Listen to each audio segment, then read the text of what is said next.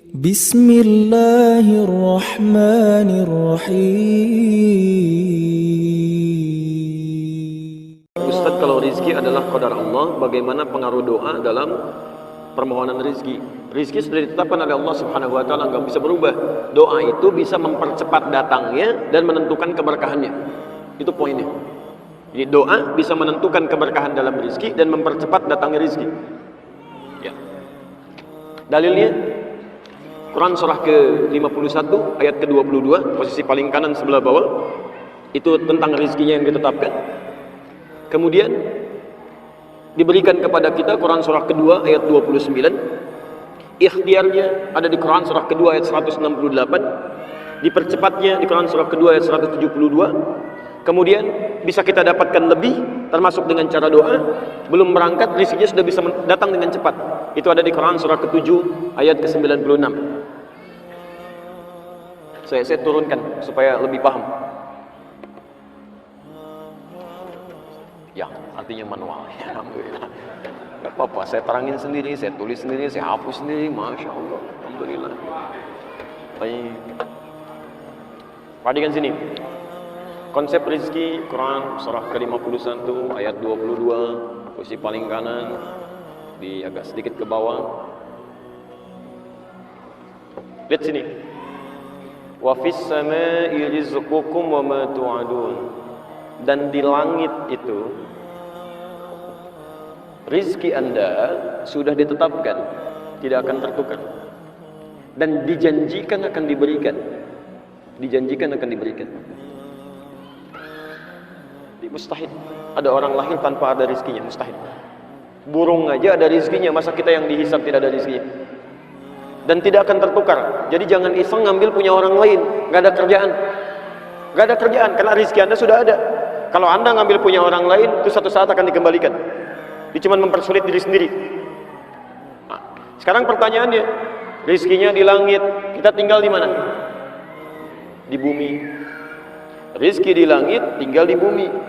Maka kemudian rizki yang di langit ini Allah turunkan ke bumi supaya mudah kita dapatkan. Dalilnya Quran surah kedua ayat 29, posisi paling kanan sebelah bawah. Walladzi khalaqalakum ma fil ardi jami'a. Kami jadikan segala yang di bumi itu untuk kalian semua. Jadikan segala yang di bumi. Hujan turun menjadikan tanah-tanah yang kering jadi gembur kembali, muncul tanaman, muncul buah-buahan. Di bawahnya kemudian ada macam-macam, ada emas, ada tembaga, ada nikel, ada macam-macam segala turunan ke bawahnya. Anda ambil itu, Anda olah, hasilnya jadi masjid, jadi bangunan, jadi rumah, jadi macam-macam. Baik. Fokus. Rizkinya ada di mana tadi? Di langit. Sekarang kita ada di mana? Bukan, kita di Lamongan, di Masjid Namirah. Antum ada di Lamongan. Lamongan bagian dari bumi bukan? Baik, bagian dari bumi. Antum tinggal di Lamongan, cuman rizkinya turunnya di bumi. Bumi itu belum tentu di Lamongan, mungkin turun di Ampel. Antumnya di Lamongan, rizkinya turun di Ampel. Apa yang harus dilakukan? Dicari, datang ke sini. Maka turun Quran surah kedua ayat 168. Ada ikhtiar. Dia tidak cukup dengan memohon kepada Allah, ya Allah, ya Allah, masjid tinggal kubahnya, ya Allah, Allahu Akbar, turun dari atas, brek, kubah gitu kan. Masya Allah, tukang cornya kemudian bangkrut, tukang kubahnya bangkrut, nggak ada kreativitas di situ. Maka ya ayyuhan nasu kulu mimma fil ardi halalan thayyiban. Hei manusia, silahkan bergerak, beraktivitas untuk mendapatkan sebagian dari kebutuhan hidup Anda, terkhusus untuk kebutuhan makan. Sekarang lihat, ini ya ayyuhan nas untuk manusia. Kita bertanya, ya Allah, non muslim gak sholat, gak puasa, rizkinya dapat. Kami yang muslim sholat, puasa juga, masa rizkinya sama dengan cara mendapatkannya? Apakah ada kekhususan untuk kami? Maka bagi orang-orang yang beriman diberikan jalan cepat untuk mendapatkan rezeki. Di Quran surah kedua ayat 172. Posisi paling kiri di agak sebelah atas. Ya ayyuhalladzina amanu Kulu min thayyibati ma razaqnakum. Hai orang-orang yang telah menyatakan dirinya beriman kepada Allah. Kulu min thayyibat. Perhatikan kalimatnya. Ma razaqnakum. Syarat pertama, cari rezeki dengan iman. Orang yang mencari rezekinya dengan iman, maka dia otomatis imannya akan membimbing kepada yang halal. Mustahil menemukan yang haram. Makanya di ayat ini kalimat halalnya dibuang. Kalau di ayat yang ini masih dicantumkan, kulu mimma fil ardi halalan thayyiba. Tapi bagi orang beriman, kalimat halalnya dibuang. Kulu min thayyibati ma razaqnakum. Kenapa kalimat halalnya dibuang? Karena dia punya iman. Imannya otomatis membimbing dia langsung pada yang halal. Dimaaf, kalau ada orang beriman masih menemukan harta yang haram, ada yang salah dalam imannya. Ada yang keliru di situ.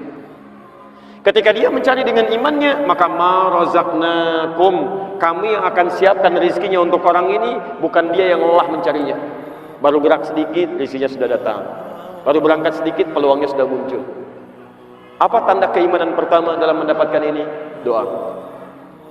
Doa. Doa.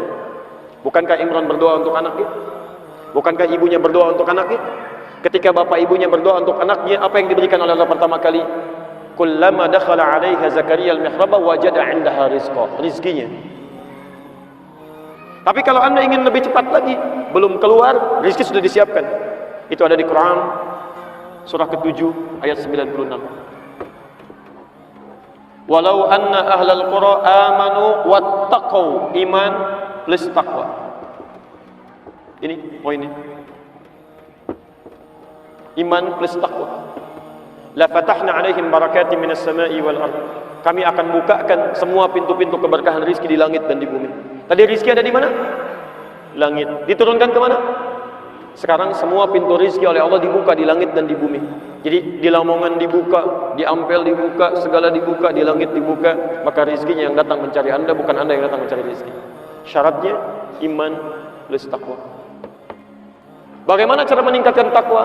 Ada 115 kali penyebutannya dalam Al-Quran. Anda keluarkan ayat-ayat ini, praktekkan dalam kehidupan, maka Masya Allah, rizki akan mudah didapatkan. Lihat sahabat Nabi SAW, sibuknya luar biasa, tapi masih sempat sholat fardu di masjid berjamaah. Malam masih tahajud sampai hatam Quran, tidak meninggalkan amalan-amalan sunnah, masih puasa juga, hidupnya santai, bekerja juga, ibadahnya nyaman, asetnya hari ini masih ada. Utsman bin Affan masih punya aset di Bank Saudi sampai hari ini. Abdurrahman bin Auf kapaknya terbuat dari emas.